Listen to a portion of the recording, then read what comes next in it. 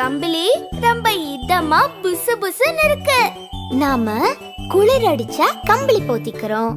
ஆனா சில பிராணிகளுக்கு கடவுளே கம்பளி கொடுத்திருக்காரு. தெரியுமா பப்பு? அட அப்படியா? இத பாரு.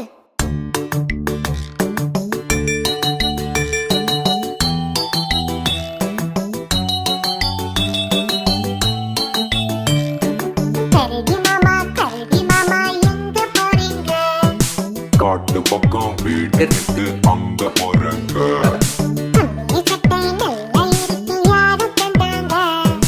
கடவுள் தந்த சொத்து தாங்க வேற யாருங்க?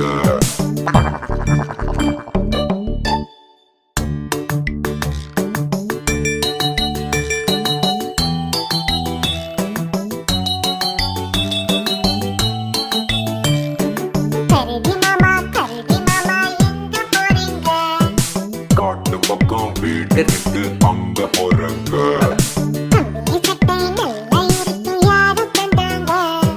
கடவுள் தந்த சொத்து தாங்க வேற யாருங்க? நாங்க வரோம்.